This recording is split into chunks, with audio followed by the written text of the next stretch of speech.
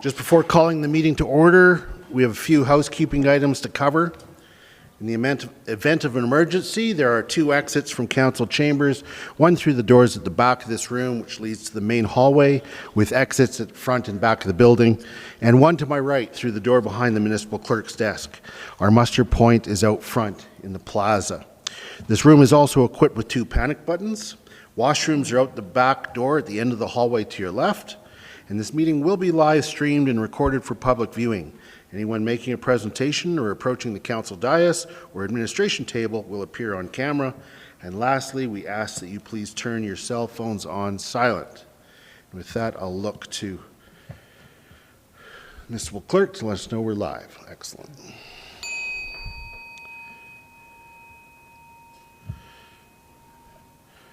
I call to order this meeting of the Committee of the Whole for Tuesday, June 18th, 2024. And I'll look to Mr. Mackay to bring our land acknowledgement, please. Thank you, Mayor Councillor. Believe it or not, it is spring in the Canadian Rockies. And I always view spring as a time of renewal, growth, and brightening of the landscape. For a variety of fitting reasons, June is also National Indigenous History Month, which provides a variety of opportunities to listen, learn, grow, and to celebrate Indigenous culture. Over the weekend, I was fortunate enough to join in such a celebration held just outside here in the plaza, which involved a teepee raising, pipe ceremony, Indigenous market, storyboard walk, dancing, drumming. But really what it involved was the really beautiful coming together of community to appreciate different cultures. I left the event with a renewed commitment to advancing truth and reconciliation, and a deepened appreciation for the history of the special place that I get to call home. And with that, I'm thankful for the opportunity to acknowledge that we're here today on the traditional territory, traditional Treaty 7 territory, and that this land has been stewarded for generations by the Stoney Nakoda, comprised of the Bearspaw, Goodstoney, and Chiniki First Nations, the Tsuut'ina First Nation, and the Blackfoot Confederacy, consisting of the Siksika, Kainai, and Piikani First Nations, and that this land is also home to the Rocky View Métis District 4 within the Battle River Territory. Great, thank you very much, Mr. Mackay. Now turn to the agenda for today's meeting to see if there's any changes. I'm seeing none, so I'll move approval of the agenda for the June 18th, 2024 Committee of the Whole meeting as circulated. All those in favor? Carried unanimously. Now turning to the minutes of May 21st. Any errors or omissions? So none. I'll then move approval of the minutes of the May 21st, 2024 Committee of the Whole meeting as circulated. All those in favor? Carried unanimously. Right then, we'll get to the meat of the meeting, and D1, Staff Reports Climate Emergency Action Plan. Ms. Van Gaal, welcome to Committee of the Whole. Good afternoon, Mayor Councillor and members of Council. As you know, my name is Caitlin Van Gaal. I'm the Supervisor of Environment and Sustainability here at the Town of Canmore, and I am joined today with my colleague. Just move that down. Great, can you hear me better now? Yeah, perfect. My colleague Amy Fournier, the Energy and Climate Action Coordinator of the town, and Andreas Camo, the Manager of Public Works, as well as our consultants with Sustainable Solutions Group, Yule Herbert, who's a principal with them, and Camilla Melrose, a senior consultant from SSG. SSG was contracted by the town in the spring of 2023 to deliver on Capital Project 7308 to develop the Climate Emergency Action Plan. The Climate Emergency Action Plan is designed to guide the town on its environment and climate-related actions, building off the previous environmental guiding documents, the Environmental Sustainability Action Plan, the Climate Adaptation Background Report and Resiliency Plan, and the Climate Action Plan, as well as to address Council's strategic plan and Council's declaration of a climate emergency. The Climate Emergency Action Plan is a more robust and strategic document that combines climate change mitigation, which is greenhouse gas reduction, and climate change adaptation, which is preparing for climate change, into one overarching guiding strategy. It puts forward a series of recommendations and implementation actions that are based on scientific consensus, climate modeling, municipal best practices, and public engagement. The recommended actions are meant to serve as an honest accounting of what is needed to be done to adequately address climate change in an equitable way. It provides direction to the town, but how and when we undertake these recommendations is up to us. The most important thing to note with the Climate Emergency Action Plan is that it not only guides the climate change mitigation and preparedness, but it also supports community well-being, social equity, affordability, and a healthy, resilient, and inclusive community. And with that, we are here today before the Committee of the Whole to provide members with an opportunity to hear about the Climate Emergency Action Plan and ask any clarifying questions of SSG. Administration intends to return on July 2nd and request that Council accept the Climate Emergency Action Plan for planning purposes and to rescind the 3 previous environmental guiding documents. And so with that, I will hand it over to Yule with SSG to go into detail on the contents of the Climate Emergency Action Plan, touching on their approach to developing the plan, the modeling that was completed, and the recommended actions. Mr. Herbert, over to you. Welcome to Committee of the Whole. Thank you very much. Is my screen sharing working? Yes. Okay, great. So it's my pleasure to be here today to present the Climate Emergency Action Plan.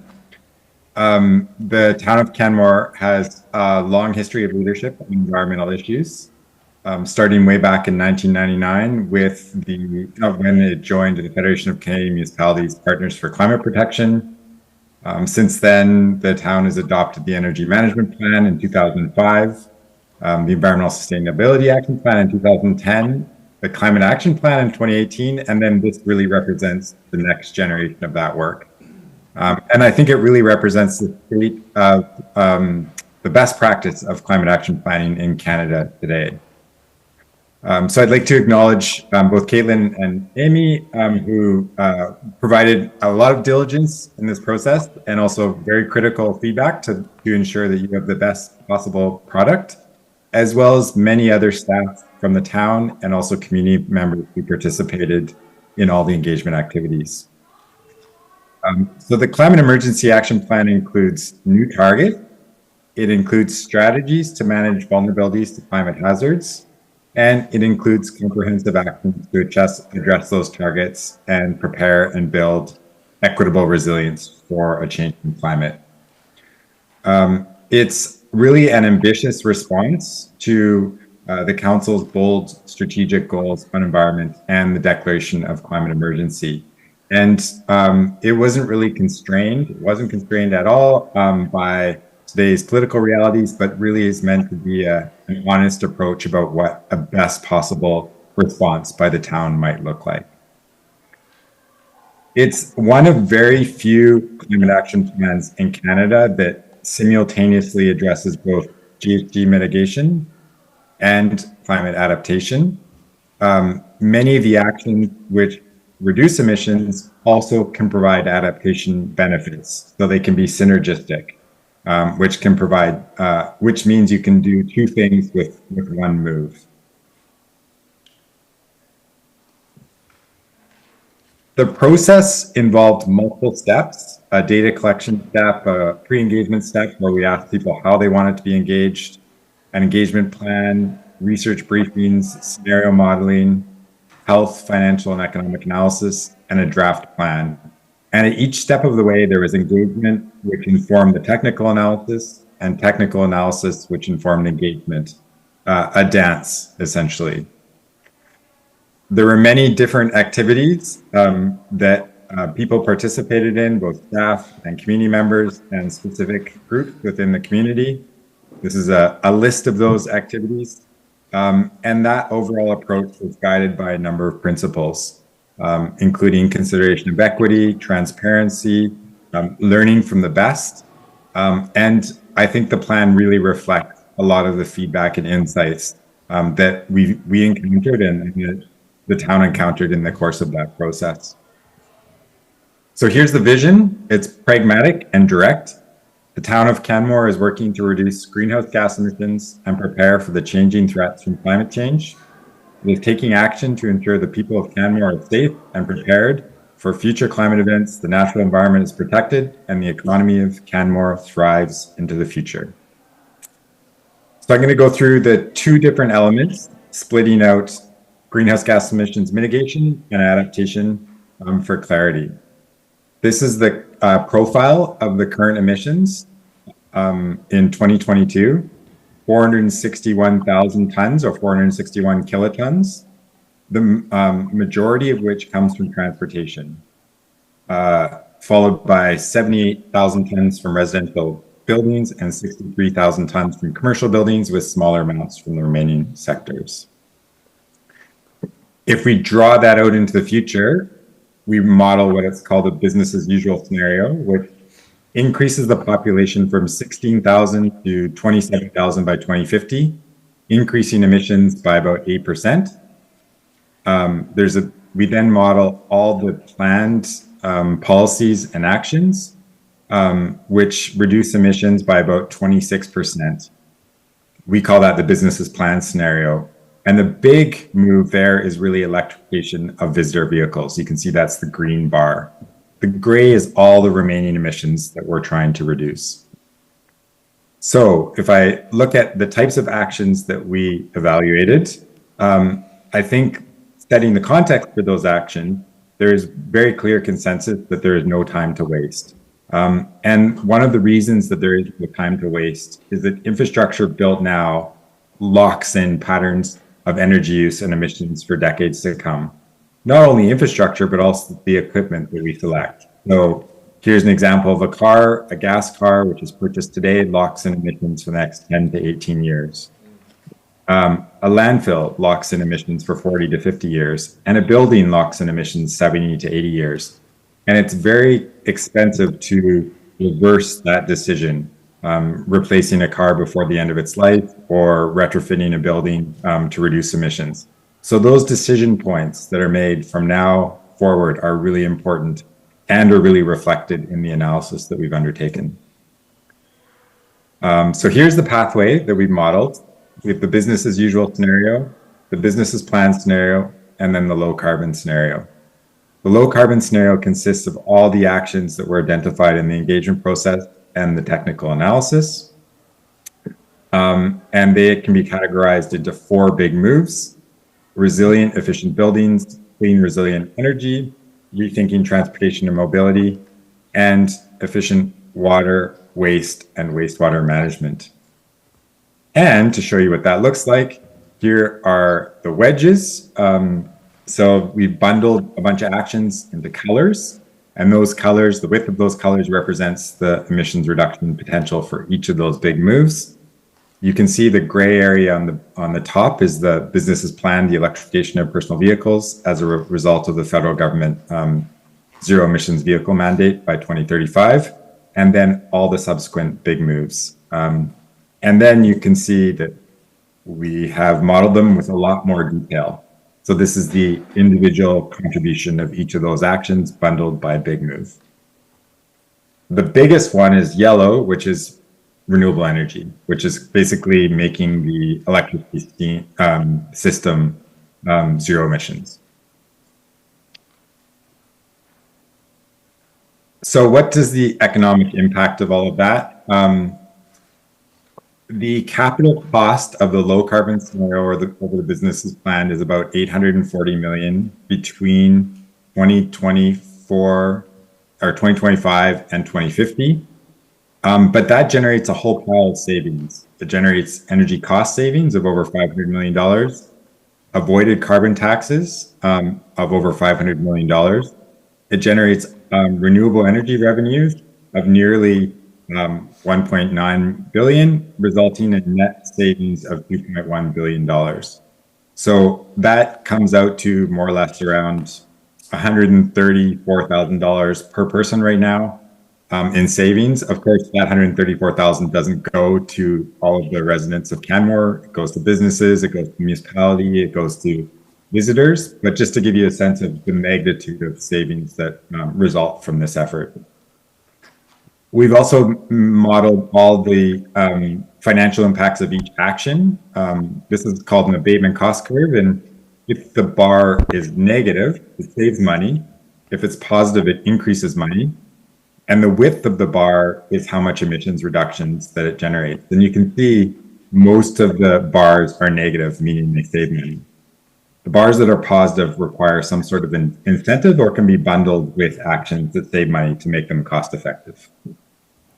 This is the impact on household energy costs. In 2023, the average household spent about $4,000 on energy for heating and cooling their home and transportation. By 2050, as a result of low carbon measures, it would go down to 2,570. So significant savings per household. And those savings can help finance some of those investments. So moving now to hazards and risks. Essentially, under current climate projections, Canmore will get warmer, wetter, and wilder. And that will have all sorts of impacts. And those are described in a little more detail in these boxes: more heat exposure, more drought, increased energy use, more fires, more pests and diseases, more challenging food security, as an example. So we quantified the way in which the risks will change as a result of climate change. And we do that by looking at the likelihood of the hazard and how that likelihood will change because of climate change, the vulnerability of the people or the infrastructure, and the impact of that hazard in terms of its consequences on those people or infrastructure. And when we do that, we can score the rate of change of each of those risks. The higher the score, the more significant that risk is going to become in the future. So you can see that the risk that's most likely to become most significant is wildfire and smoke, followed by flooding, both riverine and steep creek.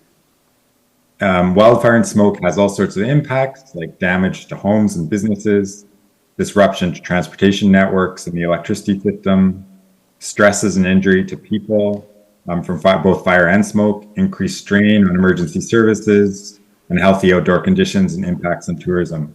And we've seen that play out in communities in both British Columbia and Alberta, and actually more broadly in the last few years. Actually right now, and today for that matter. So I've identified a bunch of risks here and how those risks can be addressed. The town already has many actions underway to address these risks. So in some cases, we've actually emphasized those actions. I won't go through all of those for time, but we've thought through and had lots of input on identifying what those steps might look like. So we bring all of those actions together in a number of themes. You'll see this in the plan. There are 7 themes in total, and this integrates both the mitigation and adaptation and identifies strategies that support both. I wanted to highlight one in particular from the municipal leadership theme, which is the development of a carbon budget, and that's a management framework for aligning investments and policies with GHG targets. So I think that's really a summary of the Climate Emergency Action Plan. And with that, I will pass it over to you for questions or comments. Great. Thank you very much. We have nothing else to add. We're just available for questions. Okay, very good. Okay. Well, thank you very much. I have to say this is a very comprehensive document and no end to interesting things to dive into, that's for sure. So thank you very much for all of the work coming here today to present this. And this is the opportunity for the committee of the whole to ask questions, because it will be coming back to us on July 2nd for approval, and also to move from our previous multiple plans to this one. So it'd be repeal of, or I'm not sure if it's repeal or just ceasing to follow the previous document. So looking to Councillor Faubert, you have a question. Thank you, Your Worship, and thank you everyone for a great presentation. A lot of information in all of these reports to digest and to consider. You'd mentioned at the beginning that this will return in July for council, a motion to accept the document. I'm wondering, does council use this, the climate emergency action plan on an annual basis going forward? Do we do check-in? Is it something that we get updated on where our levels are at? How do we track the progress? That's a great question. So I guess there's several ways. You'll see it come forward with budget requests. Every 2 years, we'll be presenting or proposing different projects that are outlined or recommended in the plan. You'll also see it with the GHG inventory that Amy does on an annual basis, where she tracks emissions, and we report that through the Partners for Climate Change Protection Program, the Global Covenant of Mayors, which we intend to still continue with. And then we are also proposing, as part of this, the carbon budget and a carbon accounting system, which allows us to be a bit more proactive with how we're measuring our emissions. And so right now, we kind of liken it to a financial budget. You don't go and you spend money and then the year after look back and see how much money you spent. A carbon accounting system allows you to forecast how many emissions are associated with the project, so you can look at it forward thinking and use it as a tool in your decision making. And so that's just another way that we hope to report back. I think that's going to be really awesome. I looked up the City of Edmonton's carbon budget as well. So I think it's a good tool to kind of consider the implications of everything we do. Great, thank you. Are there other questions? I have other questions. Councillor Graham. Thank you, Your Worship. Choose my words carefully on this one. The other day I heard a minister comment about housing and building housing. The fact that I'm going to paraphrase on this one, but the fact that he wanted housing and be damned with environmental standards on those housing projects. Yet, in this report, we say that housing and housing standards do have great impacts on affordability and climate change. I wonder if you care to comment on that at all. Do you want to take a run at that one first? Sure. So through your worship, I think you could reframe the requirements, I think, to improve housing within this plan as really about minimizing operational maintenance costs in the future. So essentially, a lot of the strategies that reduce energy emissions are about reducing energy costs and reducing the need to repair damages from climate, which are all costs that homeowners or in some cases renters would have to bear. So it's really, I don't think there's a misalignment between those objectives. Sometimes it's framed that way, as you indicated, but I think there's very clear evidence that those two agendas can come together. And we've spent a lot of time trying to show how those agendas can work together because they are both clear objectives of communities and of society in general. So just want to pick up on that. What I heard wasn't necessarily environment be damned, but it was definitely a list of priorities, and his priority was about housing, and the environmental impact was not as large a consideration. But picking up on your thread, Councillor Graham, I'm just wondering, how much does the building code play into our current plan? How much is reliant upon a building code achieving higher than is currently required? Yeah. So, sorry.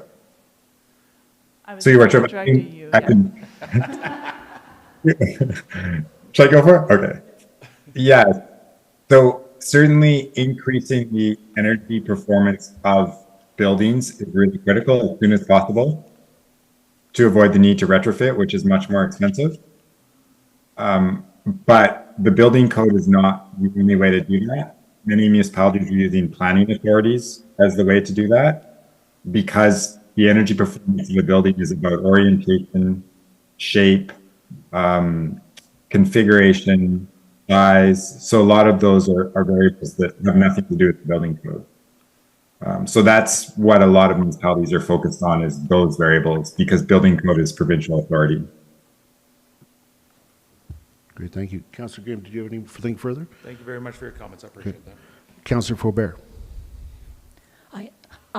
Just further to that, I also heard the remarks of the minister, and I heard him specifically talk about the step code, and I believe that I took away from that that there's the opinion at that level of the provincial government is that following the step code as it's supposed to roll out is enough. We don't need to advance that. I think, though, that in our community, and even when I look at our building industry, we can show that we can, I think, in areas, advance on the work of building efficiency without this, waiting for the step codes. The problem is that the jurisdiction around that falls with the province. And so when we try and do things to require things above the building code, that's when I think the minister is trying to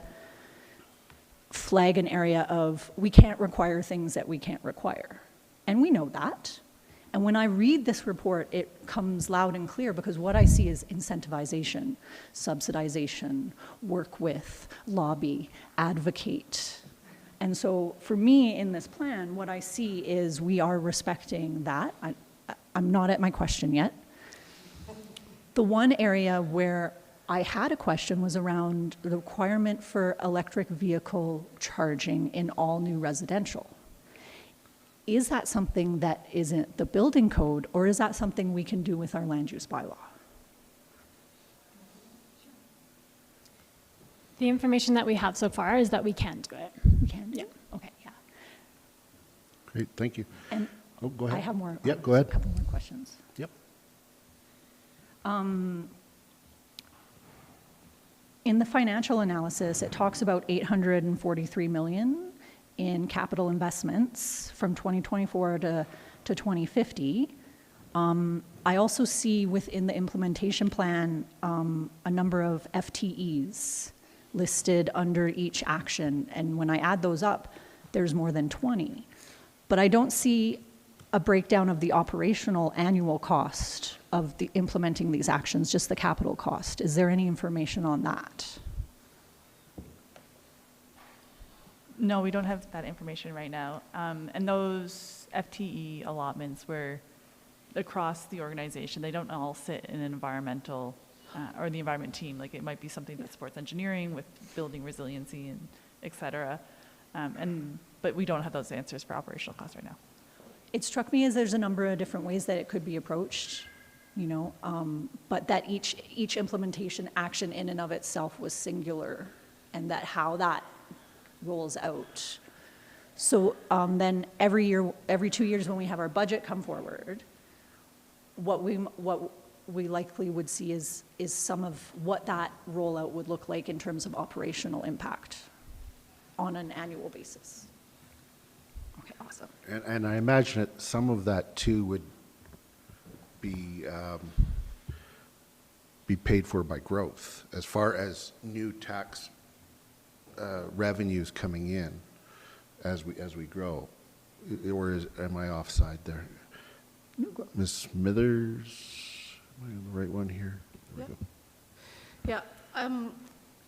So I would say, for one, that the Climate Emergency Action Plan is a long-range plan. So I think some of the questions that are being asked around how would the positions be funded or what that would look like, we don't have the answers to yet. It's really kind of a roadmap and a plan for how we move forward in the long term.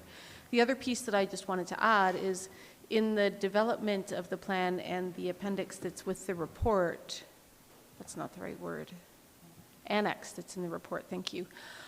There was a lot of cross-departmental conversation around what implementation could look like, and some conversation around multi-solving. And just an acknowledgement that there's recommendations in the plan that align with work that we're already doing or priorities that we already have as an organization. So some of it could be about new work. Some of it is about looking at the work we already do and approaching it in a different way. So I just don't want to set it out there that this is all new stuff that we have to find a way to fund. I want to stress that, one, it's long-term, and two, some of it is going to be a repositioning or a pivoting on work that we already do to look at new and different ways of delivering those services in alignment with our climate goals. Thank you. Councillor Forbert, did you have further questions at this time? No. Okay, thank you. Councillor Hillstead. Thank you, and thank you for the report. Just have a couple questions. First off, when it comes to scope emissions, is that held within one of the annexes of, like, just because I'm always curious to see, like, we all know that electric vehicles are great once they're on the road, but like getting them to the road, like just producing them with the mining that goes into batteries and stuff, and then the disposal of that, like, obviously that's supposed to be covered within the scope emissions. And I'm just curious where I can find that information, because I'm always just curious of how much better are electric vehicles than gas, like in the actual full life span when you take all that into account. Sure. So there's a data methods and assumptions manual that describes the scope. The emissions impact of manufacturing the electric vehicles is not included in the scope. But I can say that I think 90% of lithium batteries from EVs are now recycled. And there's many life cycle comparisons of EVs versus gas vehicles out there that you can look at. And I think it's pretty unanimous at this point that EVs are significantly better option. Of course, walking and cycling in transit are even much better options. And you'll see that really emphasized for that reason within the report. Thank you. And then, like, one thing that just really stood out to me was within the report was talking about either reducing or eliminating, like, natural gas. And so I was just curious, like, again, heat pumps work really well until it's really, really cold. And so a lot of talking to, like, actual contractors that install those things, they say that most of the time, like, especially in Canmore, you don't just install heat pump, you install heat pump plus a gas, or you heat pump plus electricity. Like, you have to have supplemental systems because heat pumps just don't cut it when it's -50. So just curious how that part of the plan would work. Just, again, there'll be future technologies and things, but just if we're trying to eliminate natural gas, what happens when it's really, really cold?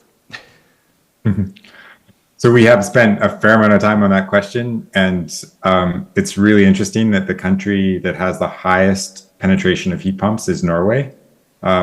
So I think the heat pump technologies are evolving rapidly. Many of them include a electric radiant or electric resistance heater in them, so that they can function when it is -50. The cold weather heat pumps, that is. So there is a pathway. There's also an interesting pathway, I think, where you actually maintain natural gas as your backup for those extreme cold days, because that's such a small window, but it has the problem of maintaining all that infrastructure for very limited use, which could be really expensive. So I think the jury's out in terms of which way that will go, but clearly heat pumps are the primary focus. And then those extreme cold days could either be resistance electric, which can cause significant peaks in the electricity system. So it can be a management issue there, or a natural gas backup system. So those are also all possibilities, I think. Thank you. But great question, though. Yeah. That gets right to the heart of some of the technical work we're doing. Yeah. And then just since we're on heat pumps, I know with a lot more people are putting air conditioning or heat pumps in, but then we're also getting the unintended consequences of that they're noisy. So this is probably more future stuff, but just, I guess, more for town. How are we looking at for just developing, if we are going heat pumps, because they're going to cause noise. And I'm sure municipal enforcement has had to deal with that, and planning has to deal with that. So just again, these are just the things that I think about in the future. I'm like, it's great technology until everyone starts complaining about how noisy it is. So, but I'm sure we don't have an answer for that right now, but, or maybe we do. No, I was just going to agree with you that that is on our radar of if we go down the route of exploring heat pumps further, that we would want to do some sort of study or assessment to look at all of the co-benefits, unintended consequences, things that we need to consider if we roll out a incentive program as an example, or anything, any regulations or policies or bylaws or any stance on it. So there'd be more information to come in advance of any type of decision. Thank you. Great, thank you. Dr. Cottle, did you have a... Okay, fantastic. Councillor Faubert. Thank you, Your Worship. Under active mobility across Canmore, in terms of strategy, one of the actions is to establish a pedestrian and cycling zones in high traffic areas of Canmore, particularly the downtown core, and complement this with the development of intercept parking. My question is a process one of, given that we are undertaking work with the downtown ARP and considering the public realm, does this create council direction to pedestrianize Main Street? Or is that the other process that's underway and this just supports that? Ms. Smithers. It would be the latter. The downtown ARP is the statutory plan that will come to council for approval. This would inform some of the work that might show up in the Connect Downtown policy that comes to council. It's a good example, though, of the multi-solving that I talked about earlier, right, with multiple key objectives and one initiative that could address a number of fronts. But that being said, it would come to council for approval through the downtown ARP. Thank you. Okay. Thank you. Good question. Looking to see if there are any questions. Councillor McCallum, I trust you'll wave or put up your hand if you have any questions. Great. All right. Your Worship, could I make one clarification? Yes, absolutely. Yeah, so just on the 843 million, that isn't a cost or a capital investment that needs to be made by the municipality. That's actually by households, businesses, and the municipality. So we can actually piece out what share of that is for the municipality, but it's not as onerous as it sounds, I think is an important message, because that's including every time someone buys a heat pump or every time someone buys an electric vehicle. That's all contributing to that number. So hopefully that's some reassurance. Yes, that's excellent clarification. Thank you very much. Just as the savings are spread out then. Exactly, that's right. Yeah. Yeah. Great. Thank you. Okay, looking to see if Councillor Faubert, you had another question. I don't have any questions, but do we discuss it after? Do we? Well, if you have any concerns or anything like that, this is the time to raise them. Yep. I think that I just wanted to clarify around my questions on sort of like operation budgets and costs. Recently at the Federation of Canadian Municipalities Conference, Elizabeth May gave a speech and she talked about polycrises, and we're in an era where we're facing multiple crises at once, and that when you have a plan to deal with one crisis, it should also deal with another. And I think that we have a climate crisis, and not only that, in the Canadian Rockies, we are more severely affected by climate change on this landscape than in other places. So it is incumbent upon us to do this work. But when we also have an affordability crisis in our community, and my concern was that when I look at this plan, I see a lot of amazing ideas and things that I believe are really worthwhile. But at the end of the day, I worry about the property tax impact and affordability impact on our community, and that was kind of why I was asking those questions. But I also want to recognize, and you can probably add to this, that when I also look at this plan, I see in the future the savings for our community. So my concern is in the short term around when we implement this, and we're in the near future, making sure that we also keep in mind the affordability of doing, because we can't do everything.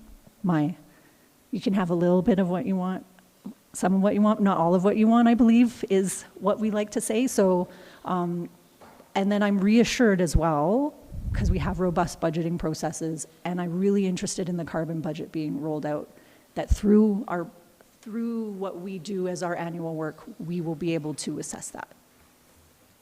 Thank you for letting me share that. I think it's important.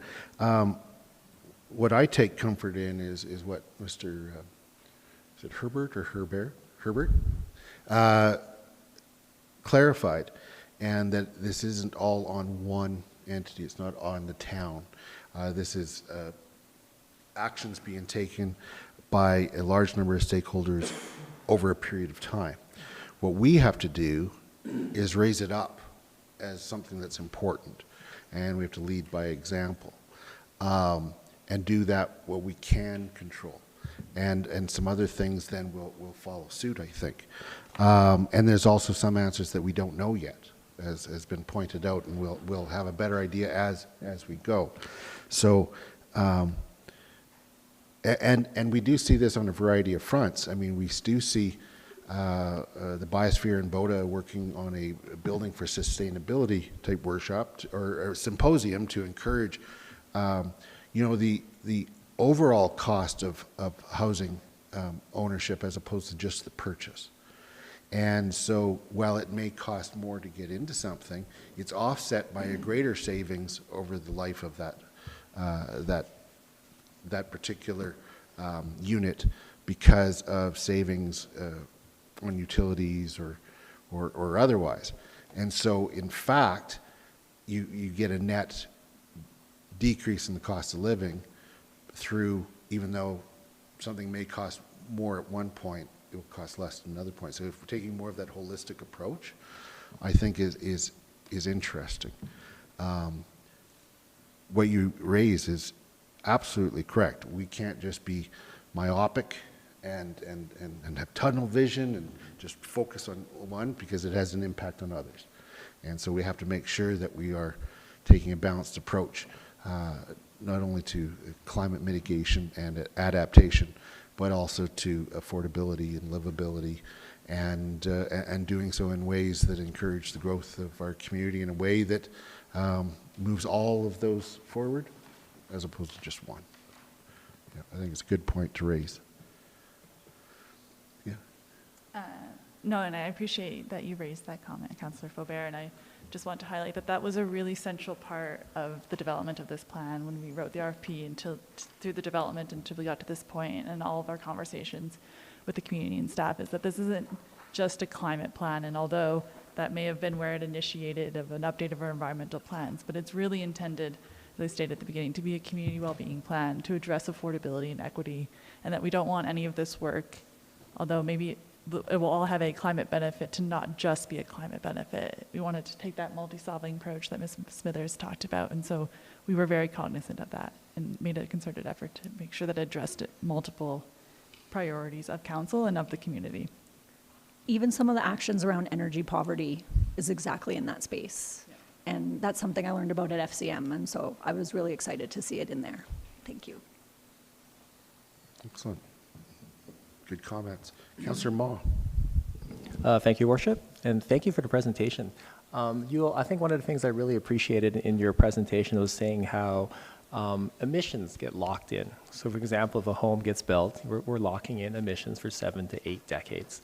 I know there's been some work on, say, the building for sustainability, but really I think another big piece of the puzzle is educating the consumer for buying for sustainability.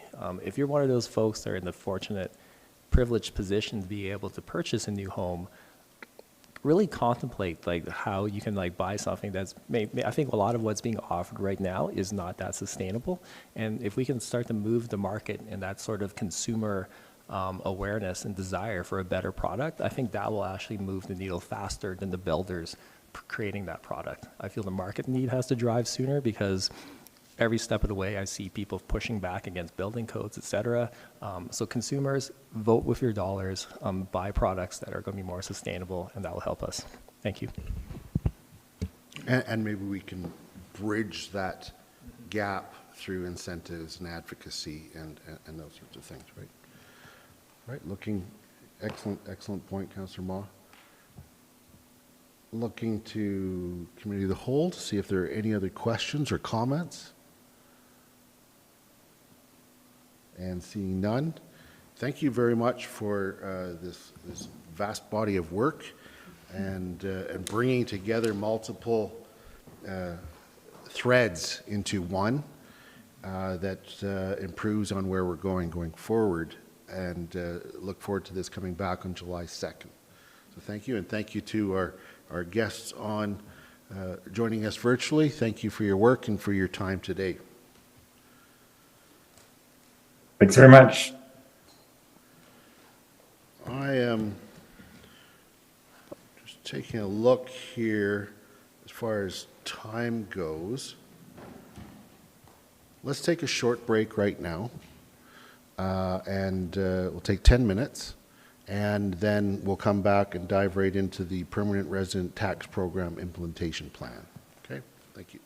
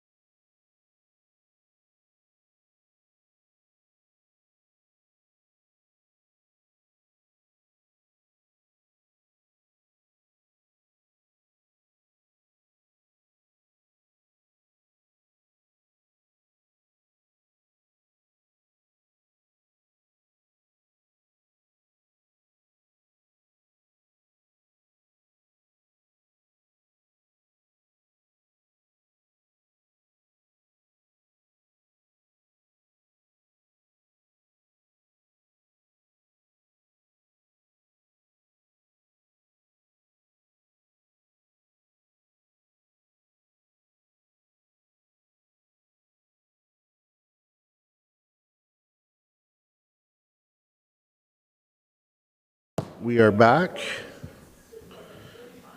Let me just open up here. Ms. Van Kampima, welcome to Committee of the Whole. We are getting back to the meeting here, and we're now moving ahead with item D2, Permanent Resident Tax Program Implementation Plan Update. There's a Mike, mouthful. the mic is yours. Yeah, good afternoon, Mayor Crozer, members of council. I'm back again, as promised. So May 7th, Ms. Rogers said, Housing Action Plan, need more money because we're going to do a bunch of work. And we're going to come see you at the May Committee of the Whole and the June Committee of the Whole. So check mark, we did the May Committee of the Whole to implement the phasing out of the tourist home, or at least let you know what the implementation plan was. And today I'm before you with what the implementation plan would be for one of the other recommendations, the second one we refer to as, and that's incentivizing long-term full-time residency of residential units in the town of Canmore. So that's the topic for this afternoon. So, familiar slide. So council, your objectives, you had 3 of them in relation to the affordable housing: encourage long-term occupancy, encourage an increase in rental supply, as well as create a substantial source of revenue to help fund affordable housing initiatives and programs. Implementing a property tax program that incentivizes long-term full-time residency of existing housing units actually helps advance all 3 of those objectives. We're sharing the direction we plan to go with this program, and we just are here before you today to see if you have any objectives before we get too far down the road. So how did we get here? June 6th, you directed us to come up with some tax policy options to do the incentivization. In September of 2023, you struck the Livability Task Force. They came back with recommendations, which you adopted in January of this year. And then here we are today with the implementation plan for the second objective or task. So unfortunately, we are not alone in our challenge for affordable housing. Other communities across Alberta, Canada, and actually even the world are struggling with affordable housing challenges.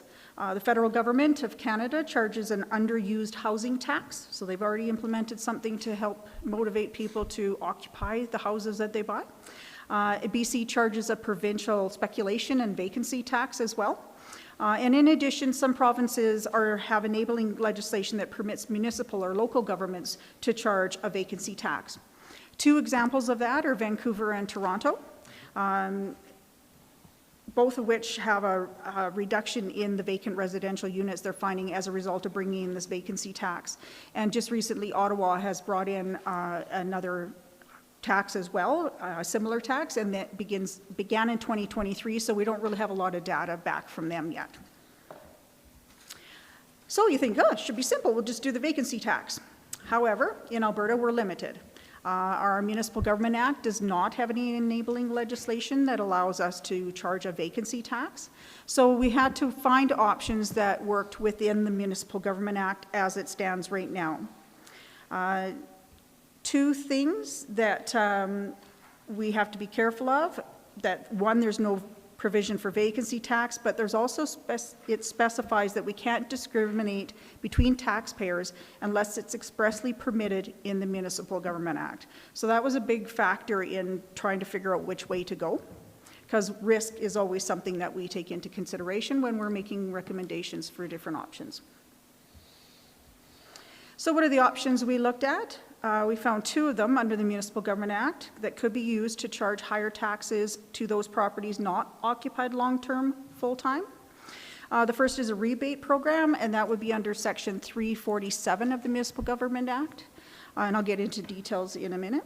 The second is using the assessment system, and that would be utilizing Section 297 of the Municipal Government Act.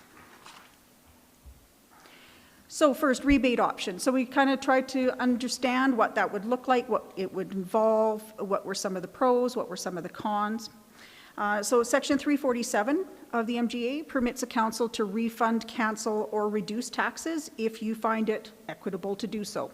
Equitable is a key word, meaning that any rebate program, council would have to be able to demonstrate that the rebate for a specific taxpayer or group of taxpayers was equitable to do that. The rebate program would have to apply retroactively because 347 allows you to cancel, reduce, or refund. So you actually have to charge it first, and then you change your mind. Okay? Property taxes would be charged, rebates calculated, so we'd issue a tax notice, then we'd have to issue an amended tax notice, which could lead itself to some confusion as to the amount of taxes that we're owing. It also causes a lot more administrative work because we would issue the same notices twice. We'd be fielding phone calls, I imagine, with people not understanding why they got a second tax notice. Rebate program, nope, I covered it all. Thank you. That's what I get for going off script. All right, so on the flip side, we have the primary residence subclass program option. So this is under section 297, and this is actually one of those specific pieces of legislation that allows you to discriminate between taxpayers. So in this case, you wouldn't have to demonstrate equality or equitability. You can split residential properties into any number of subclasses that you want to. So right now, we've split the residential subclass into residential, tourist home personal use, vacant serviced land. So you could choose any number of classes to split. So after the May, we said we're going to eliminate the tourist home personal use. This rebate program would introduce a primary residence classification.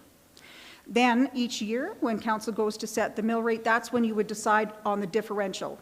Council can decide to charge the same mill rate to all the classes or different mill rates to different classes. So it would apply to each class of property. Property owners would need to make a declaration every year to say, yes, I qualify for the primary residence program, or I qualify for one of the exemptions.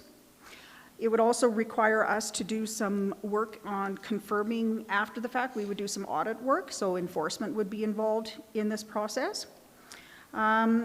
We would be using the established assessment mechanism for this. So because it's a subclass, they would need to declare by the end of December. Then the assessors would assign that classification to their property. They would get their assessment notice. People could have the opportunity to appeal and say, oh, no, I should be in the primary residence subclass, and that we would utilize that process. One of the cons of that is that it's a set $50 appeal fee, so council couldn't charge any other one because it would be just the same amount as any other appeal, whereas in the rebate program, you could set whatever fee you wanted if somebody wanted to appeal. In both cases, council can set the fines for false declarations. So, given that the subclasses are expressly permitted under the MGA and the rebate option is administratively burdensome and prone to taxpayer confusion, administration pursued putting together an implementation plan for the primary residence subclass tax program. So, if council prefers the rebate option, then we would come back at a future meeting with the implementation plan for a rebate program instead. So barring that, I'm going to go ahead and carry on with a high-level implementation plan. And it involves 10 key actions, 5 of which will require your approval, and 5 of which we would keep you informed about. So one of the main actions is to actually change the bylaw so that we add the primary residential subclass. We would do that at the same time as we would be eliminating the tourist home personal use. And we would do that by the fall. So we wanted to make sure that people are making their declaration by the end of December of this year so that it can apply to the property taxes for 2025. So we're planning right now to bring first reading to August 20th if council today says, yeah, this is what we think you should pursue. And again, just a reminder, you would, each May, that's when you would decide what the differential would be. Although when we do come to bring you the bylaw, we would give you some idea of some options for revenue that could be generated. We've done some projections using a consultant. Another action to be taken is to figure out the criteria for utilizing the revenue. So we want to make sure that we're being consistent we're providing clarity, and we're actually wanting to make sure that we're transparent. So in order to do that, we think it's really important that we set out the criteria for the types of housing initiatives and programs that the funds could be used for. You would set that criteria. We would come to you with a recommendation. Then where that would be captured would be in the reserve policy. So once we set that, we would put it in the reserve policy, and then that would provide direction and clarity and consistency going forward because it's now in a policy document. That avoids us making ad hoc decisions in the moment each year at budget time or when you're trying to decide which project to fund out of that. You would at least have some guidance that you've really put some careful thought into. Another action, of course, is the budget development. So we want to make sure that as part of our regular budget process, that the amount of revenue and the housing initiatives that we're going to use that money to fund will be determined. To help guide the upcoming budget development, we want to make sure that we put together some preliminary revenue projections for you, and that will form part of that budget development. So we have some work to do this fall, so we're making sure that the money that we're anticipating collecting is part of the budget that will be coming to you for consideration this fall.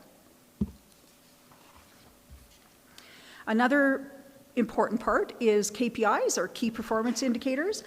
So we just want to make sure that we're using these to track the effectiveness, as well as, is the program working? Is it doing what we're hoping it will do? It will also provide transparency to the public to understand how much money has been collected and what's the change that you're seeing over time. So in the first year, we want to make sure we're not going to be able to report on anything, but out of the gate, we want to have a discussion and have council, you set what are the indicators that you would like to see. So we start collecting those right from the beginning so we can actually have some meaningful data coming back in. We also have to update the property tax policy. So we need to make sure that that policy now includes the permanent residence tax program. And it provides direction around what the budgeted dollars can be used for, and that it's only going to be charged to the residence class, which would be not primary residence class. So that would be the policy document that stipulates if you're going to be charging a differential in mill rates and you're budgeting revenue to be collected to use for this particular affordable housing initiatives and programs, that it would come in the form of a different mill rate for that particular classification and not any other classes. So that was the 5 sort of ones that we have to come to council and get your approval for. So the other 5 are processes. So there's a couple of process developments administration has to undertake. So these are ones that don't require your approval, but that we would come and make sure that we're keeping you informed about what the plan of attack is. So one, we need to develop what's the declaration process. How are people going to declare? When? What are the due dates? That type of stuff. We're already started a bit of that work to get a preliminary idea of what would be involved and is it even possible. We're looking at trying to make it an online declaration with a manual option available for those who aren't able to declare online. And then we also had to develop a proactive enforcement approach. So rather than waiting around for a complaint, the idea is to put together a process for actually auditing the declarations, because we wouldn't necessarily be requiring people to prove it at the time they declare that they qualify for a primary residence. Rather, we would choose ones for audit, and at that time, we would ask them to support their declaration. Both the declaration and enforcement processes are going to require additional resources. So we're not going to be able to manage just off the side of the existing staff's desks, especially with the enforcement. It's a whole new program, as well as the declaration is a whole new program. We've gone from 716 possible tourist homes declaring personal use to thousands and thousands of residential properties in town. So again, we can't do that with the existing resources that we have. Another key part of this is going to be communications. We want to make sure that we're informing the public about what's going to happen. So we may need some temporary resources that would come out of the capital budget that you approved. But if there's ongoing communications resources, then that might be something that we would need to come back to council. Any ongoing resource requests would form part of the budget requests that are coming forward this fall.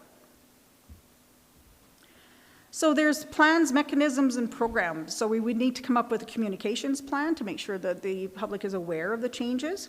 And again, this is going to be an informing. It's not a consultation. Council has made it clear that you're going forward with a program of some sort. And we also need to come up with a mechanism for setting the tax rate. So it's not just a matter of, oh yeah, everybody gets the same tax rate. If one's slightly different because the revenue is budgeted, it's a little bit more complicated. So we just want to put some meaningful thought into that, how to calculate that. And then another thing the Property Task Force had said they would like to see is a education program developed for those who would like to start renting out their property long-term but may not know how to do that or where to go for resources. So we would be putting together some kind of education program. So what are the financial impacts? The program will fund its own administration costs, so the idea is not to collect these property taxes and then charge the extra staffing resources and anything else we need under general taxes. We would be looking to fund it from this program. Ongoing resource requests, again, come to you in the fall, and preliminarily ongoing resources are needed in enforcement, taxation and assessment, and communication areas. So as an aside, I don't know if you've heard of Bill 20, maybe. There's a couple of things in there that will have an impact on housing. So Bill 20 had other things in there rather than just what we heard on the news. So it's not yet in force. I thought I would maybe give you some preliminarily what I found out and assure you that we'll keep you updated as more information becomes available. So there's a couple of things. One, there's an amendment to the Municipal Government Act that exempts affordable housing from taxation. So the change would be effective January 1 of 2025, and it would be under Section 363 of the MGA. So basically it says exempting affordable housing. So I was like, oh, okay, well, what do you mean by affordable housing? Everyone has a different definition. So it's as defined in the Alberta Housing Act. Okay, so off I went to the Alberta Housing Act and said, okay, what does it mean? It says an accommodation the minister designates as an affordable housing accommodation but does not include social housing accommodation. So that didn't get me any further along. But what I did determine is that what that means is the minister will be putting together regulations, and in the regulations that would define affordable housing for the purposes of exemption. If a property is exempt as affordable housing under this provision in the MGA, it would be exempt from both the municipal taxes as well as the school taxes. There is another part of Bill 20 that applies for housing, and it's an expansion of 364.2. And 364 is the area where you are allowed to put together tax incentive bylaws. Right now it's for machinery, equipment, and non-residential. They would be expanding it to residential units. So it's effective on proclamation, but it hasn't been proclaimed yet. So we're not sure when that would come into effect. Again, we don't have a lot of details. It's unclear if it also would impact tax ratios. So one of the concerns we've been looking at is, I don't know if you're familiar, but I think it's 358. You're spread between your residential and your non-residential. Your lowest residential to your highest non-residential can't be more than 5-to-1. So with the tax incentive, if it applies to residential and you bring it way down here, it's not clear if it has to still comply with that 5-to-1 ratio.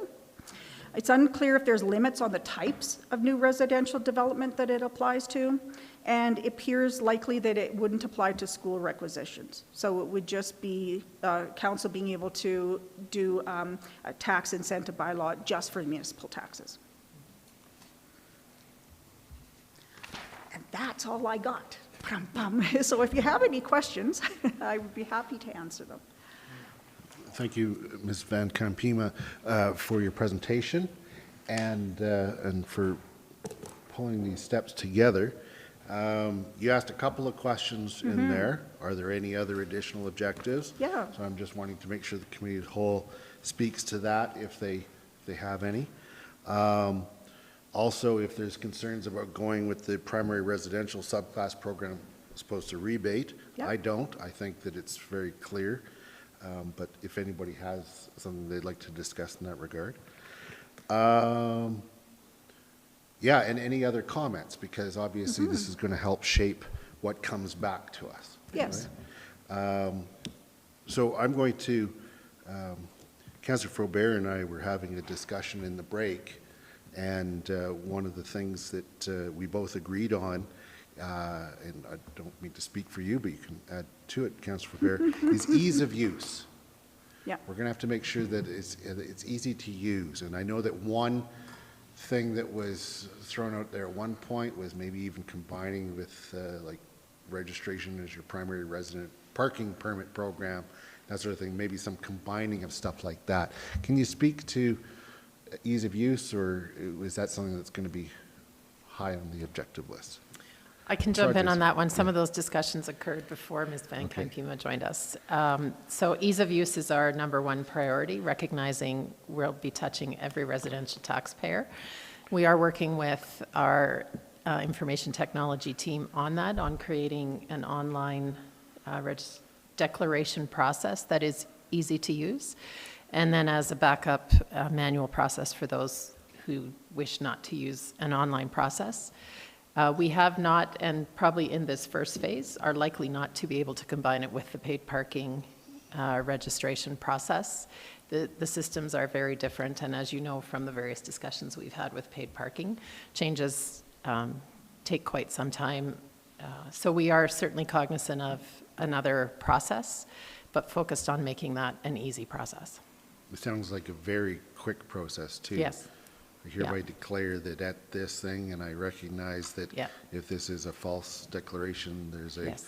fine of X amount that I will be Correct. subject to, something Yeah. like that, okay. And then from an auditing perspective, our IT team is working on ways that we might be able to leverage artificial intelligence to help with audit processes and to streamline that part of the process as well. Great. So more to come. Good, thank you. Councillor Faubert. Thank you, Your Worship. And I do believe under legislation, you do speak for all of us, so you can. It's all good. Once we've decided something, yes. I had a question around the appeal process. What types of appeals do you imagine occurring, or are we preparing for? Yeah, so under the subclass, I anticipate someone might say, I didn't know, December 31st, now I've got my assessment notice and I should be primary resident. So I anticipate someone doing that. So as part of that appeal, or part of that declaration process, that would be what we would work our way through. How would we handle that? We wouldn't make someone go to the assessor in that case. But with that process, there is an appeal deadline. So if somebody comes in afterwards, once they get their tax notice, and say, oh, holy man, I should have declared primary residence under this, that's one of the cons, is that there is not a process to be able to appeal Okay. after the fact. Yeah. There would be the opportunity to apply for forgiveness of tax, Correct. and we'd need to think through that, because there's a learning curve that's going to be Yes. involved for everyone. Yeah, so when we come with the bylaw, we've already been putting some thought into that, but when we come with the bylaw, we would give you a lot more detail on what that would look like. But preliminarily, what we're thinking is in the first year in particular, we probably would send out, hey, there's this new program, you need to declare by this date, by December 31st, and then probably at the beginning of December said, hey, just remember, you need to declare, and then probably the first week of January go, hey, and go look and see, you in particular haven't responded, and give them until towards the end of January. We wouldn't do that much hand-holding in the future, but we're Once making people extra learn. effort. Yeah, go ahead. Yeah, I Ms. just Rodgers. was going to add that one of the things we're trying to build into the program and learning from Toronto and Vancouver is that there are circumstances and situations where we want to work with property owners. They're somewhat unique circumstances, and so to avoid those unique situations going to an appeal process, we're building that into the bylaw. For example, if there's been a death of the property owner and the property is in probate, some recognition of that. If someone is hospitalized for an extended period of time and unable to live in their home, so those types of exceptions are being considered and would be included in the bylaw to avoid requiring appeal on some of those kinds of things. I think that's really awesome. I mean, anytime we can learn best practices from other jurisdictions, I'm going to take those lessons. What about if an audit occurs and someone's made a declaration and the audit says, if I understand the process correctly, the audit would say, potentially find that they're not a permanent resident. And then what happens? So there would be a provision in the bylaw to say what happens. So if it's Okay. determined that it was a false declaration, there would be a fine or penalty up to a maximum amount. In addition, they would have to pay the taxes and the penalties on those taxes, the differential. And then they could also appeal if they felt that maybe that the audit missed something, or is that sort of does the appeal process come into play in that situation as well? So the regular assessment appeal process would not apply, but as part of the enforcement process, Yeah. that's something that Ms. Miller would be taking into consideration when she's developing that process, what that would look like. And we have an enforcement appeal review committee Yes. in place. I have another question, but I would love to share some question time with everyone else, because that question might come up in other people's questions. Okay, well, we do have a lineup here, so you can jump back in after we go through these. Councillor Mara. Thank you. Oh, Why didn't that your, light up there? whoops, sorry, I hit the button I shouldn't have, sorry. For your report, my one question was ease of use. Was there any consideration, or will there be any consideration for signing a declaration for multiple years? Like no, there's none. There's no, Each year has to be taken into consider separately by the assessor. oh, And what we're envisioning is people would declare on what they did use, not what they're going to use. So we're looking for a declaration process. So for example, by December 31st of 2024, you would declare what you actually used your property for in 2024, whether you qualified for the primary residence, for applying to the 2025 taxes. So it's hard to have someone declare multiple years if you're telling us what you did. okay. Yeah. Thank you for that clarification.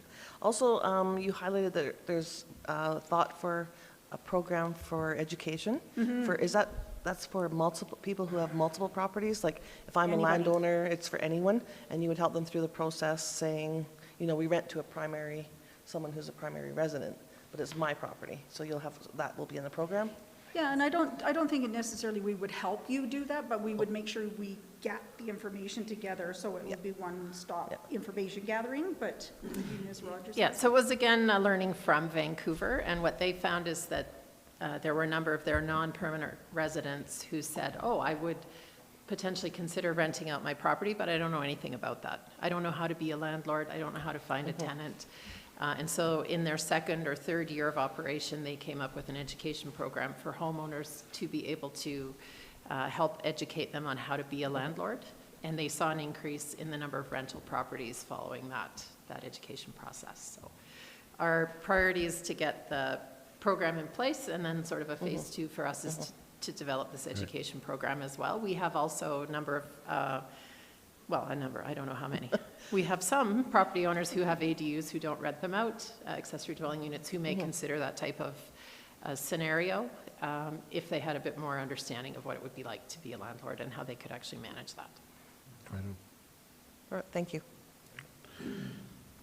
Yeah, because just to follow up on that, as we've discussed, if somebody owned a second home here in Canmore and they had an accessory dwelling unit that was unused, they could rent it out and still continue to use their home as they have, coming on weekends or vacations or whatever. But as long as there is a primary resident, then they get to the benefit of the subclass with the lower rate. That's correct. Yep. Councillor Ma. Thank you, Your Worship, and thank you, Ms. Van Kempen, for this really great report. I think it makes a lot of sense what you propose with the residential subclass versus the rebate. Going back towards the audit process, I'm assuming is that going to be like a random audit where at a time, we'll just pick someone out of the list, double check, and then away we go? Or is that going to be complaint-based auditing as well, where someone's like, hey, my neighbor hasn't been in his house for a long time, but I think he's paying the same rate as me. I'm just curious how the audit process will be driven, or just in multiple pathways. I would say yes and yes. As a former auditor for Canada Revenue Agency, I know that we did both. Right? So you would go through and you would just select people. Using artificial intelligence might be an option to help us pinpoint that more, as well as a complaint process. Okay. I've been sitting on my porch and I've been watching, and I don't think That car doesn't look the same from last week or last week before. Okay, thank you. That's helpful. Councillor Graham. Thank you, Your Worship. I got a couple questions, and I think I'm going to start with the education program. So, are we looking at developing our own education program, or are we looking to point people to stuff that the Alberta government has already created?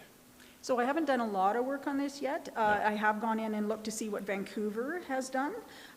And preliminarily, I would say we can't just take something from a different province, because we have different tenancy laws and different acts that we have to comply with. But I think that we would develop something that's sort of applicable in Alberta, and to help the homeowner find a way to be a landlord if that's what they wanted. We wouldn't handhold them and get them all set up and do all the work for them, but we would at least put all the information in one place for them. Yeah, my experience as a former landlord is that there was lots of resources available in the province. Yep. Education programs were available through private and public entities to do that, and I think developing our own might be a little bit of.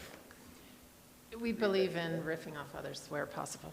So 100% we would research. That's part of the work that we still need to do, is to understand what's out there and what we can use that already exists. And as Ms. Van Kamp-Pima said, sometimes that's pointing people to a resource that exists that they may not be aware of. But our last resort would be to create something custom new where information already exists. But it is a matter of gathering what's out there, and it takes time to figure that out. Certainly, yep, absolutely. Okay, thank you. And then I'm hearing a term interlaced with what I think is another term that we're talking about in the Livability Task Force, and that's primary residence versus permanent residence. And we talked about that because CRA defines primary residence in a certain way, and the Livability Task Force is not using that definition. I just want to make sure that we're still on. I think we're using those two terms interchangeably, and it's just making me a little nervous. Yeah, we are using them interchangeably. When the bylaw comes to you, you'll see that we actually define primary residence for the purposes of this particular program, and we're not relying on any other definition. Right, so people can't just say, that's my primary residence in Canmore as defined by CRA, et cetera, et cetera. No, okay. no, it's specific to the bylaw. Wonderful. Yeah. And I think consistency on that term. Yes. You're just making me a little nervous here all of a sudden. Thank you very much. It's okay, we got you. Thank you. One of the things I just wanted to confirm is that the process we're looking at is to develop a budget through the budget process that would be funded through the primary resident tax program. And so it'd be a preset amount that we're looking to fund. And there's a learning process because we're making some assumptions as to how many we have and whatnot. And we may under collect in a given year or even over collect, and then we can adjust. But I wanted to confirm, that that's the process that we're looking at. So it's not just a blind money grab. It is seeking a source of revenue for a particular budget, correct? That's correct. So the vision, obviously, we probably wouldn't have a bunch of initiatives or programs in the first year, because we would need to collect some revenue first in order to do that. But the vision is to budget this fall for the revenue. So that's when you would decide how much you want us to collect. Then we would use that tax setting mechanism that we're going to develop to make sure we collect that amount. Again, you could over or under, depends on what happens. And then that money would go into the reserve, a separate reserve. And then when we come forward with future budgets, or even partway through the year, we might come and say, hey, there's this great initiative and we want to fund it from this particular reserve. That reserve comes from this revenue, from this primary resident tax program, so that it's separate, clear, you know how much you're collecting, you have the criteria, and that's what you're going to use to assess whether or not you're going to spend that money on that particular program. And that's something arising, but it's also, as the budget's developed, we know CCH has a build going, and there's going to be needs some seed money for design and whatnot, and so that we know that. And then in the budget, it could be that's a project that is going to be funded from that reserve. Correct. Right. Ms. Rogers, did you have I just something? wanted to add that first year is going to be the most challenging. Oh, yeah. We'll be Yep. setting the budget before we've actually had property owners declare if they're Yeah. a permanent resident or not. And moving every year beyond that, we'll get more and more information, making that process a bit Exactly. easier, so. Yeah. And I just wanted to point out that it wouldn't go into the vital homes No. reserve. It's in a separate reserve. And then if CCH comes with an initiative that they would like to subscribe Yeah. to be funded, Or, that- let's say it wasn't CCH, it's on the other half of the mustache lands Correct. that we're moving forward, and we need to have, the town is developing that in conjunction with however, and we need to, make sure that we have our skin in the game to make sure that we're, contributing towards that project. Or there's a piece, to purchase land, we know that, there's some forecasts, a certain number, and we don't have enough land to meet that numbers, so we need to purchase some land. And so we're going to, keep our eyes open for a piece of land that suits and that sort of thing. Okay. Right. And the other thing I wanted to confirm around the whole budget is scope. Some of the examples that we see out there, and they're well-known examples, are Vancouver and Toronto, and they have the ability to implement a vacancy tax that is often tied to the value of the property. And we're talking big numbers. So even if it's a 1% on a $2 million property, so we're talking $20,000. correct, per year. Yeah, per year. We're not talking that sort of No. scope. We're talking about some percentage increase in the municipal tax portion. Correct. And so even if it was my house, and let's say the budget would increase my amount by 25%, my municipal tax portion, that's $450 a year, is 25% of my municipal taxes. Correct. And it's, and that would increase my overall taxes by something like 10 or 11%, because the education portion is now quite a bit larger than from the province requisition as opposed to the municipal. So we're talking about much smaller numbers than others might be thinking of when we're talking about vacancy taxes elsewhere, correct? Yes, that's correct. And council will, at budget time, make the decisions as to how much revenue Right. that you want to budget for, to have for the initiatives. So, I think it's important for you to start thinking about what are the types of initiatives that you're looking for. And if you want to be acquiring land, or you want to help fund a housing development, that's not $100,000. We're talking millions of dollars. So you start to wrap your head around how fast do you want to collect the money, because how fast you want to be able to do some initiatives. Yeah. And time comes into it too. Yes. Over the next 5 years, we need to purchase $5 million worth of property, AKA a lot. I was going to say one. Yeah. But let's just say it's $5 million, so you need to, part of the budget on an annual basis, let's say $1 million a year, spread over a certain amount of properties, it amounts to a much smaller portion per property. But to Okay. go back to your original, Vancouver charges 3% of the assessed value, and confirming that we're not going that route, it would be a dollar amount that we would collect, that council decides at budget time, and then we would convert that into the mill rate that would apply to the non-primary resident class. Right. Okay, thank you. Your Worship, if I Yeah. may, Yeah, Councillor Mic was Greer. on and I couldn't get it off. Sure. So we will, I think, setting those expectations about how much those funds may or may not be, at this point in time, might be a little bit premature. But at tax time, we will get, like, we roughly know how many vacant houses are, we roughly know how much we're gonna apply, and then we will roughly know that impact on an individual tax roll. I'm definitely getting a lot of questions about how much this is going to be. And the question, or the answer for that right now, my understanding is, we don't know. We don't know, but it's not going to be like in Toronto and Vancouver where we're applying some. Probably not.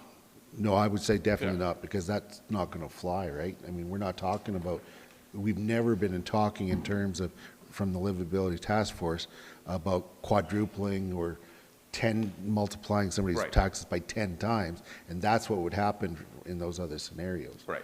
We're Well, those talking are about, way we're bigger talking numbers. about some sort of an incremental increase on the current municipal property tax. The amount of which, you're exactly right, we don't know. We don't know, We don't know, yeah. which will be determined by how many dollars we need at the end of the day. Exactly. I mean, and we know from our last census that 26% were non-primary residents. That's a certain number of units. If we back out the tourist homes because they're taxed in a different way, that leaves the next number. Divide our budget by that number or the assessed value, and we have to take some guesses about the assessed value Yep. because we don't know if they're all up here or all down there, but take some guesses based on maybe averages. Sure. Then we can get some sort of a sense at budget time. Right. What we'll bring you as well as some options for the amount to collect, and that will help inform for you Yeah. which direction you want to go. Yeah. Good clarification. Thank Thank you, you. Councillor. Councillor Faubert. Thank you, Your Worship. When I think about this program, there is a particular group of people that I want to make sure that we are considering when we plan the ease of use of it. And it would be our marginalized communities, our most vulnerable communities who may find themselves in a situation where they didn't know about it and they didn't register. And the appeal process might be beyond their abilities too. And when you talked about the online registering, and then there was the second bullet in person, I'm just curious from like if we've considered using or leveraging the programs we already have, like Meals on Wheels or the tax assistance program, and even the affordability program through FCSS, as ways to connect with people in the community who might need extra help to register for this. I don't know if you have anything on preliminarily? Oh, sorry. So just to Mayor. clarify, I mean, we are talking about, it's a segment of our property tax owners. Right. Because not everybody's going to have, if you're a renter, you won't have to be doing this. That's correct. It's just property tax payers. And so we're definitely, there would be an element of the seniors community who is not technologically savvy, and it's a new process, and they need support. Yes. Yeah, that's, what I was going to say as well. A lot of, not all, but I would imagine the majority of people who take advantage of affordability social supports aren't usually homeowners unless they're seniors. We have seniors who are in that situation. That said, that's also part of the communications plan that we're putting together, is who are the different people who are going to be affected by this change and by this new process, and how do we get that information to them so that they are making those deadlines. And hence me mentioning that, for sure in the first year, there's going to be a few touch points to say, hey, don't know if you knew this or not, but we sent you a couple of messages. We still haven't got a declaration from you. Just want to make sure that you didn't miss the deadline. Yeah, and I know that there are many seniors who have lived in their homes for many, many years Yes. who might be in that situation. And I own my home and I qualify for the Affordable Services Program. Yeah. So I think that we have unique circumstances in Canmore. Oh, definitely. Yeah. Yeah. So, but there was a session at FCM on anti-racism, equity, and inclusion, and using that as a lens. And and that's, I kind of was trying to read this and make sure that I had that. Yeah. So I'm we're really not, grateful. We're not making the assumption that people who can afford a house in Canmore don't have a affordability problem. Like, no, that's not the assumption. Yeah. And a lot of people who are in that situation tend to be renters, but it wouldn't be the renters we would need to inform. We need to make sure that we're informing the property owners. Yeah. Dr. Cottle, did you have something to add? No? Okay. Okay.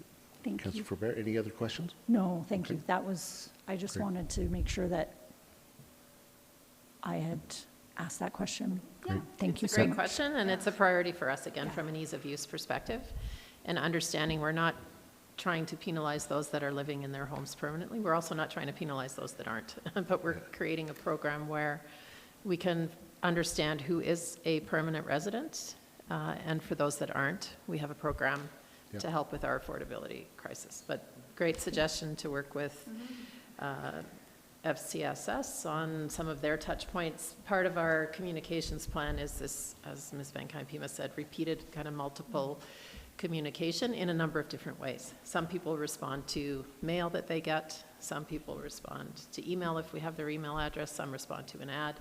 So we are looking at a variety of different ways of outreach so that we can ensure we get the message out. So awesome. Thank you so much. Looking to see if there are any other questions.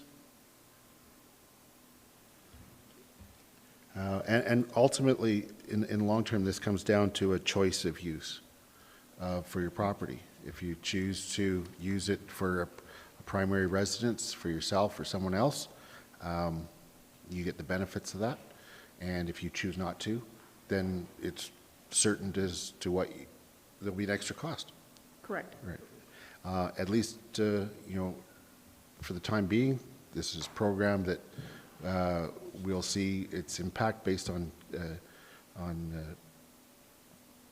certain KPIs, Yes. and then determine going forward at some point of evaluation.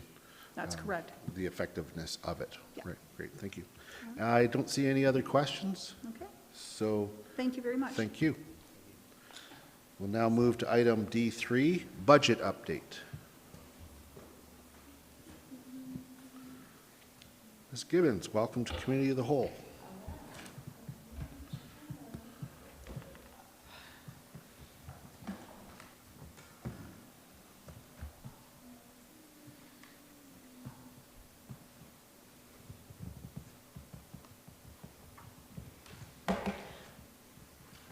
Perfect. So the purpose of the presentation today is to provide an update on the planning and process for developing the budgets and business plans for 2025 through 2030.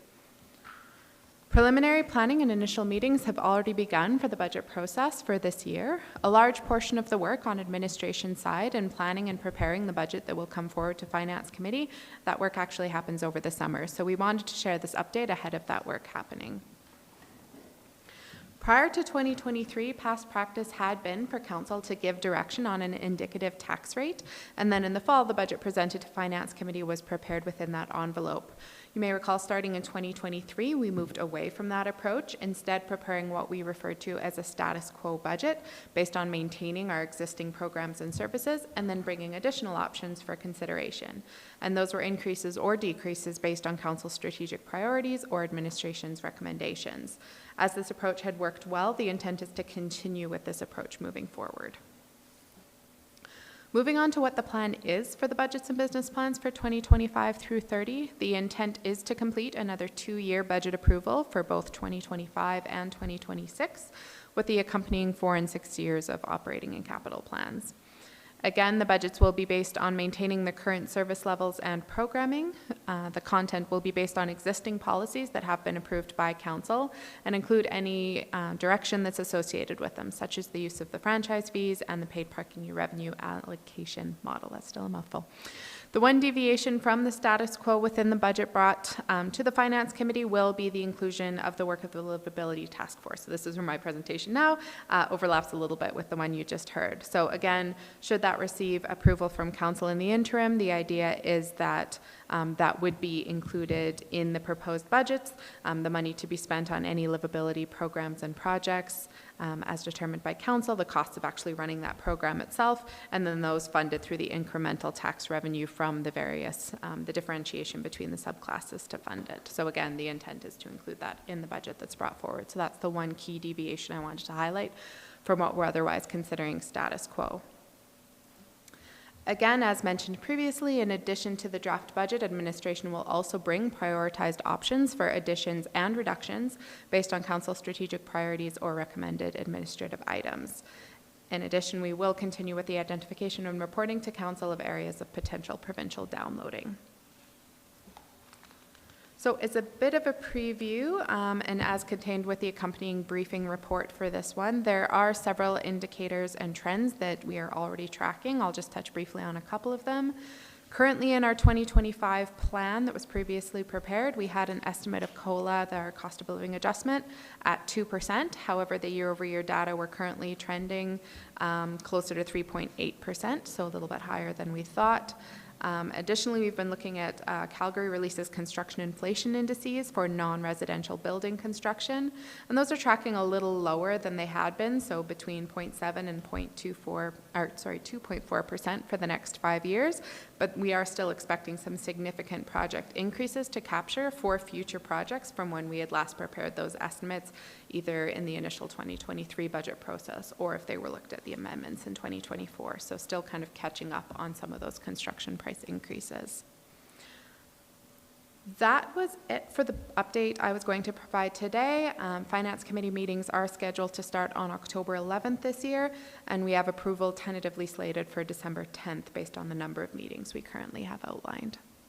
And a busy 2 months in between. Indeed. Yes. Okay.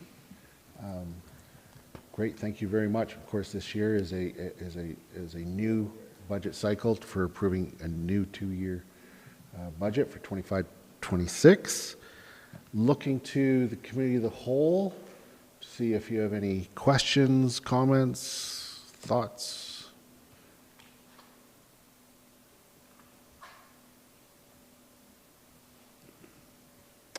I do not see any. So thank you very much. All right, so we will now move to, is everybody fine to just move through to conclusion? All right, and then we'll have a break after we're done this meeting before we start again at 3:30 with a special council meeting. All right, so let's move to the councillor updates then.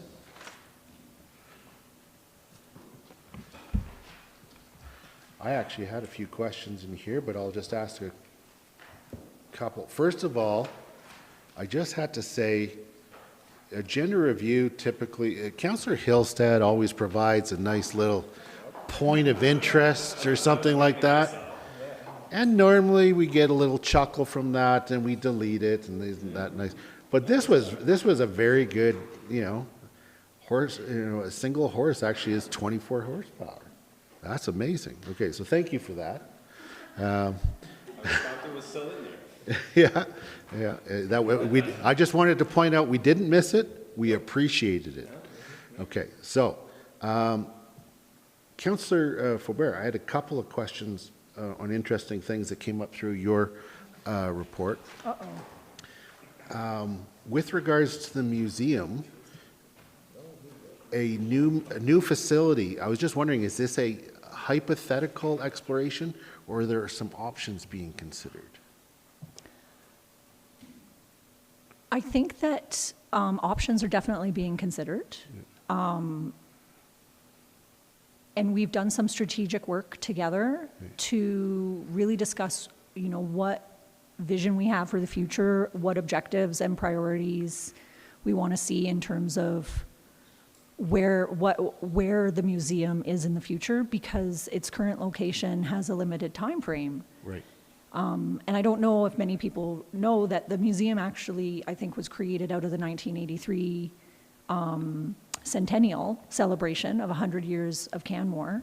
And it really is I think, while it has a nonprofit society and a board, it really kind of came out of the municipality. It was created by council of the day.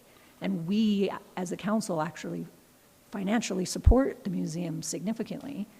And we house them in the Civic Center here. But as our community grows, our needs as an organization will grow. And when the Civic Center was originally built, the idea was that the museum would eventually find its own home. And this was just a temporary place for them for 10, maybe 15 years. But we've reached that. We've reached that point. And I think we also see the needs of our organization and space.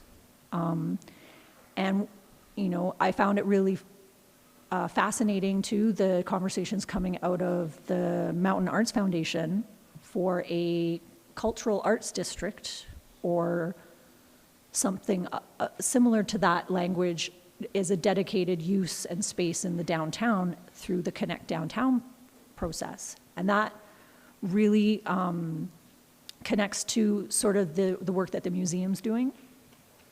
But it's really hard because you don't want to ask for money until you know what you're going to use that money for. Right. Oh, what? That was just our last conversation. So really it comes down to a lot of hard work is going to have to be done by the current and next board to understand what it is we think we can do and where we want to be. There's potential for us to be in other subdivisions closer to Dead Man's Flats. Yep. There's future development in that area. That could be a future home. But it's definitely ramping up in the sense that we will be ready soon to launch fund development work and really start engaging the community and our members in the conversation around the future and supporting us to get there. That's exciting. Thank you. And just while your mic is still on, under downtown Canmore Business Improvement Area, with a pop-up park, first of all, are we talking about the property that's beside the credit union? Yes. Okay. What is a pop-up park? Pop-up park is a vibrancy initiative that is a temporary installation to create space for people.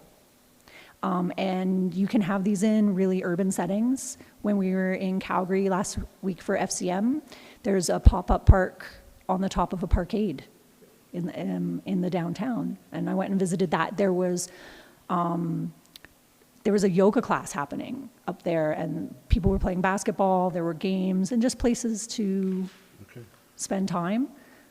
I really like this idea, and I think it's a great use of that space if there's no commercial use of that space, which we had seen for prior summers with a food truck. Right, okay, so it's activating it somehow for people to enjoy. Yeah, and with a view for the future in that we don't just want to do a pop-up park in that place. We may want to do pop-up parks in the future in different locations, but this is where we start. Awesome.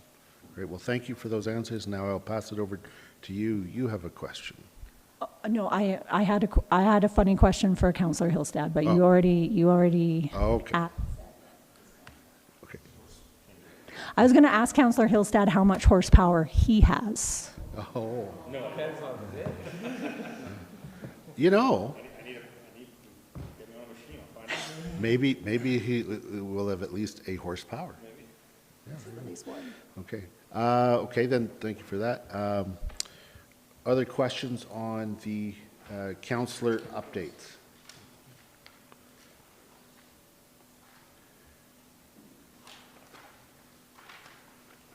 I will ask another question. Councillor Ma, I was curious about this Canadian Museum of Making. Amazing. You said it's underground. Are we talking like a basement or are we talking like a cave? Thank you, Your Worship. It's kind of like a bunker. There's a personal property owned by Mr. McGregor who's out in the MD of Bighorn. And there's the original home, and they started digging out a spot below the home, which was built on top of a hillside. And so the museum literally winds its way underground until it resurfaces lower down the hill. If you get a chance to talk to perhaps someone from the MD Bighorn, from the council there, they could probably get you in to check it out. It is an amazing place. If you're up here with Annie, perhaps, and go with your son and your daughter-in-law, it would be an amazing outing. Awesome. Thank you very much for that. I had no idea. Any other questions by anyone on any council update? Councillor Graham? I just wanted to thank the CAC, the Cultural Advisory Committee, for getting the Flower Bear downtown for the start of our pedestrianization this year. I thought that was an amazing installation, and just wanted to give kudos to Councillor Ma and that committee for making that happen. Thank you. Thank you. I was up doing the monthly radio show with Rob Murray, and I didn't realize this, but he has an excellent view of Main Street right from his, and he has to keep double looking because he thinks there's a bear on Main Street. Anyway, so I'm sure he's used to it now. All right, any other questions on council updates? Okay, seeing none, then let's move to administrative updates. Let's go section by section. Anything under A, corporate strategic team? I had a question around, this is under municipal services, community social development, the community grants program. I was just wondering, when will the successful applicants be announced? Mr. Mackay. That's in progress right now. And the other piece that community social development is doing is they're also debriefing some unsuccessful applicants so they can potentially adjust their submissions in the future. Great. And will we be advised then at a future update as to who received the grants? Yeah, absolutely. We can provide that. Thank you. Oh, I jumped to B all of a sudden. That was, I just realized that. Was there anything under A? Okay, if not, we'll go to B. Ask one? Yeah, go ahead. Councillor. Thank you, Worship. Question for General Manager of Municipal Infrastructure.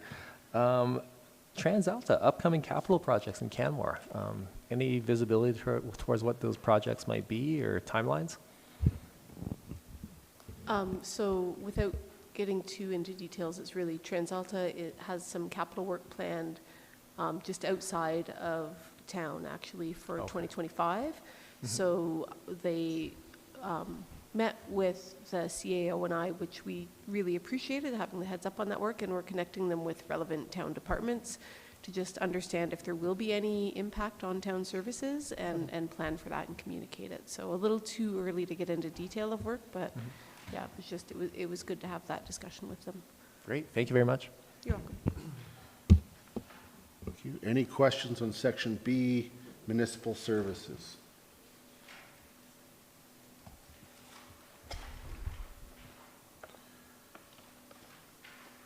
Any questions under section C, corporate services?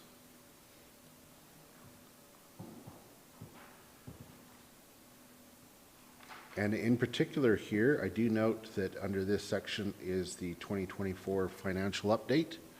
And so if there are any questions there, I had one related to that, and that is with respect to the low-income transit pass program. I was wondering if we've heard if this program will continue for us as it has for the big cities. Do we have any information on that? Is that Mr. Mackay? Yeah. We're just in the process of compiling our final grant report related to the low-income transit pass program. And so upon submission, we'll explore that with the ministry responsible for administering the grant. Great, thank you.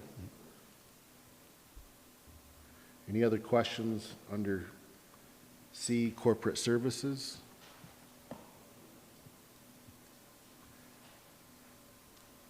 The financial update.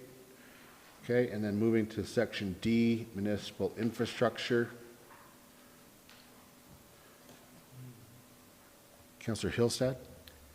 I see that the water slides is currently in the procurement stage. Is that the plan or the hope that when the annual shutdown happens, that's when the work would take place, or is that still to be determined? I would say still to be determined. What we have found with a few of our capital projects, not just related to facilities, is just given the environment that we're doing the work in, work is tending to come in over budget or with not a lot of bidders. So it is in procurement stage now. I can't really speak to what we're going to get back and what we do get back, and the bid proposals that are put in will really dictate when and how we do the work. Thank you. Councillor Mara? Thank you. This is under parks, the large rink repair. I'm just wondering if is that vandalism or just wear and tear for the repairs?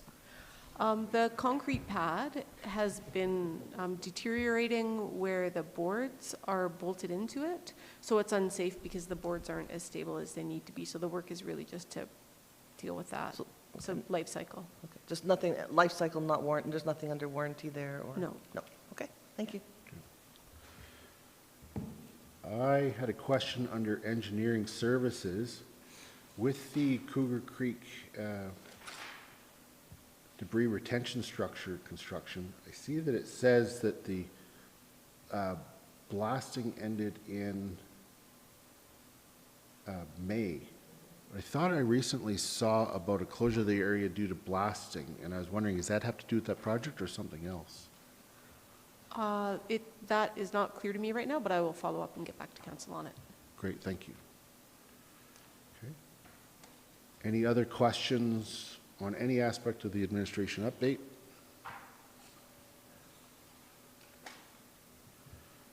Okay, seeing none. Are there any questions around the council resolution action list?